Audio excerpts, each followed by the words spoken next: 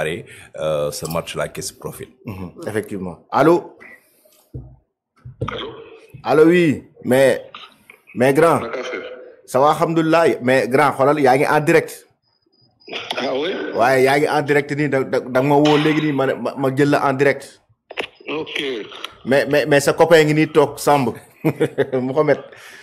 Ok. da ma woo léegi fekk ñuy waxtaan ci match Sénégal bi ak regroupement bi nga xamante ne nii actuellement mi ngi am foofu ci Juba Soudan du Sud ak les Lions qui se préparent pour le match face au Soudan du Sud et que démb 10 joueurs ñoo entraîné. Donc groupe bi dina complet tey. Man li ma bëggoon vraiment sax nga indi ñu si sax sa xalaat mooy aujourd'hui pourquoi selon toi Pape Thiaw jël une semaine de préparation au Soudan du Sud pour ce match. ana Samb mbaa mu ngi foofu sama copain journaliste. mi ngi nii toog di la dégg. neel Samb maa ngi koy nuyu di ko ziare. waaye ziar grand di la nuyu bu baax. yàlla na yàlla def jàmm ak suñu sœur bu baax boobu bu fekkee mu ngi fa aussi tamit quoi. oui tu sais que les choses ni ma ko mën a waxee c'est pas facile. Parce que toujours équipe booy jouer à l'extérieur. C'est très très difficile. Et de plus pour avoir ce jour yëpp. ñëpp mën a libérer pour ñëw. du yomba. parce que ku si nekk ban période nga jouer. ban période nga war a jógee foofu pour dem voyage ji.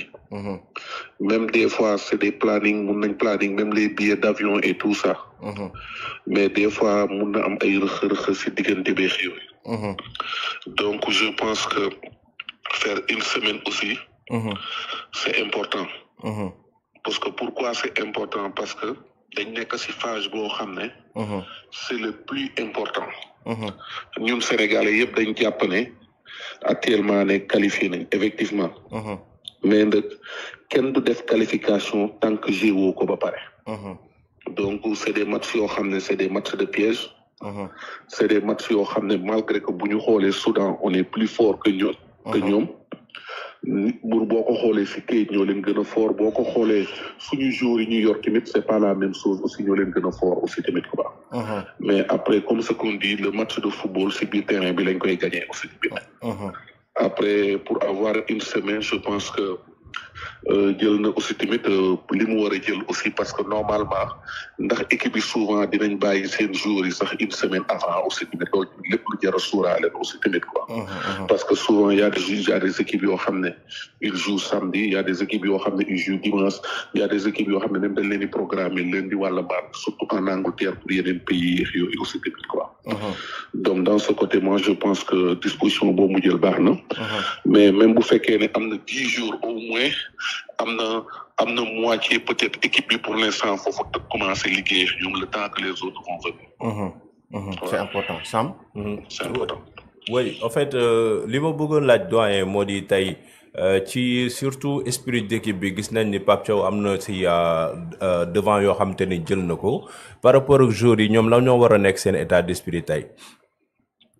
mais l'état d'esprit bi mooy man l'état d'esprit bi ma mën a gis mooy. comme ni ma ko mën a waxee balaa sax may dem foofu doyen yëpp. mon frère xam nga boo xoolee Sénégal équipe nationale muy commencé am certaines blessures commencé am certaines ay manquements. te blessures yi muy am ak manquements yooyu muy am. comme le cas de Boulaye Dia duñu arrangé parce que day jouer ci équipe bi aussi tamit. mais la disposition bi nga xam ne moom la war a jël. parce que bu ñu fàtte ne Pape Thiaw c'est l'entraîneur principal. yow un entraîneur doit prendre ses responsabilités. il doit prendre des décisions fortes. parce que tey jii lu munti am moom la ñuy juger. kon il faut que mu jël ay décisions fortes. aussi en même temps avoir une communication ak ay joueurs aussi. parce que communication c'est très très important. parce que comme ce que je dis dafa nekk en face.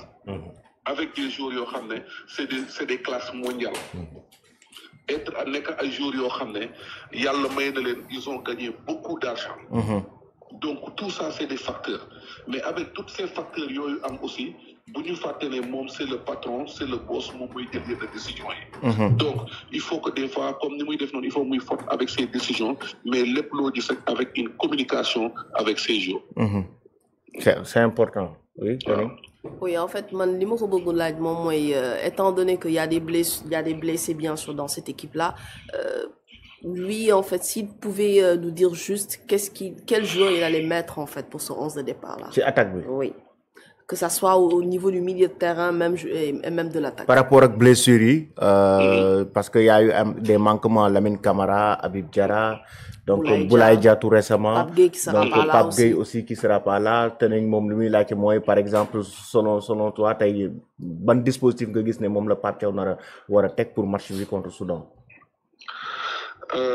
Tu sais que c'est pas facile de rester nek ci biti di wax. Parce qu'à l'intérieur, c'est l'entraîneur qui est là-bas. Effectivement, on a beaucoup de blessés. Mais après, man, li ma gëm en tant que sportif, en tant que professionnel, yor nañ équipe nationale boo xam ne jour bu ne war na mën a ñëw football jour boo changé rek war na mën a jouer poste boobu. Parce que on a une concurrence boo xam ne concurrence mondiale actuellement fi ñu toll nii. Donc maintenant, pour man, ce qui est plus important, bonne disposition lay jël yan jour lay indi. Il y en a des joueurs qui sont là-bas, je peux pas citer tel. Mais même il y a des nouveaux joueurs pas des nouveaux joueurs, il y a des certains joueurs yu ñu owaat comme des Habib Diallo et tout ça yu ñu owaat pour ñu ñëw. Donc maintenant c'est eux qui doivent se profiter. wane waat seen bopp ne man de benn moment owuñu woon. Peut-être Boulaye Dia lañ andi woon, peut-être Lamine Camara gaañu na et tel. Maintenant c'est des gens-là qui doivent montrer que eux aussi, ils ont leur place, eux aussi, ils sont capables aussi, et c'est des bons joueurs. C'est des bons joueurs. Ça doit être l'état d'esprit. Exactement. Malgré que l'équipe de Bouyana absent yi amee, ce serait pas facile, parce que dañuy wax ne da ngay am sa socle équipe, da ngay am sa yenn joueurs yoo xam ne c'est des joueurs clés, c'est des joueurs importants. Mais nag ba tey rek, je pense qu'il y a de certaines blessures enragé wuñu, mais ça fait day doon beneen avantage si yenn joueurs yenn yoo xam ne ñoom dinañ mën a wane seen bopp aussi. Effectivement, et c'est important. C'est important. Attaquant tueur bi kañ lañ koy am nag? Waaw, je pense Mamadou Diallo bi kañ lañ koy am? C'est là le problème qui est posé, parce que l'équipe nationale actuellement, pour être honnête, on n'a pas un attaquant vraiment c'est un tueur, c'est qu'on a des légitimes quoi. Parce que aussi l'équipe beau monti am, faut nga am ben attaquant bo xamné ki quelque alpha la situation, lu monti am ci match dina lijjanti situation bi. Comme on m'a interviewé la fois passée, j'ai dit à le cas où Nicolas Jackson, je lui ai dit que j'ai vu que Mouy commençait du Dougal, mais Nicolas c'est un excellent joueur, c'est un joueur qui a beaucoup de qualité, mais son problème il faut qu'il marque. Parce que après un attaquant à l'Umunti am, bu saison bi jeexee on voit combien de buts que tu as marqué. Un attaquant à l'Umunti am aussi, tey jii boo ñëwee en équipe nationale jouer match yu bari, dañ naan attaquant bi ñaata match la dugal aussi. Pour moi ça c'est très très très important. C'est important. En tout cas loolu am na solo bu baax a baax ñu ngi lay xaar aussi ci plateau bi yow sa say analyse dafay am solo lool. léegi laajal ma sama xarit boobu nga ne ko. léegi lan la wax si biir stade parce que maa ngi gis gars yaa ngi wax rek. kan Sam sa copain lan nga xalaat ci biir stade parce que loolu lañ naroon aborder léegi ci xam naa ne coow li bëri na ci de. non mais moom na ma tontu sama question tey maay journaliste. tey yow yaay journaliste bi. non grand ñëwal fii si plateau bi ñu waxtaan ci. ma ñëw si plateau bi. waaw ñëwal fii ñu waxtaan ci. waaw léegi ma ñëw si plateau bi dinañ si waxtaan. waaw comme ça ñun. li ma bëgg a wax rek si billet d'avion yi si billet stade bi waaye.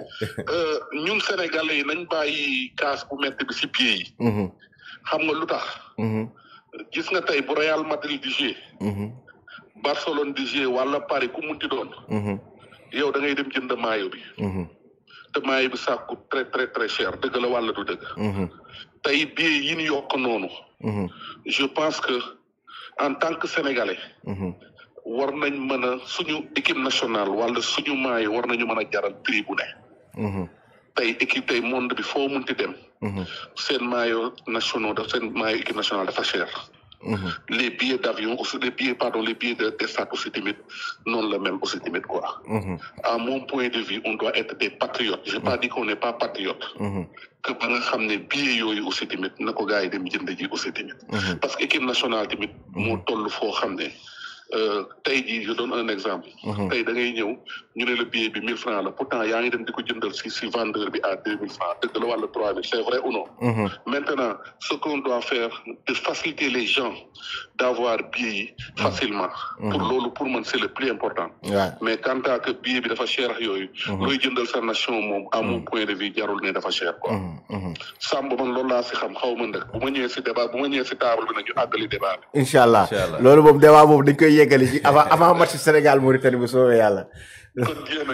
Merci beaucoup grand, merci beaucoup de la disponibilité. Je pense qu'il a même fait la transition hein, donc par rapport au biais du match Sénégal-Soudan, donc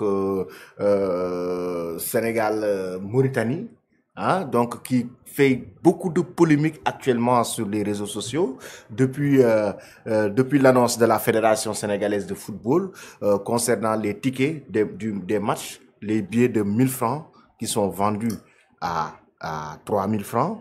Donc, il y a une hausse des tickets actuellement qui fait jaser sur les réseaux. Donc, Mara, je viens même de t'envoyer les tickets avec les changements. Les tickets rouges, tribune rouge, 1000 francs, 3000.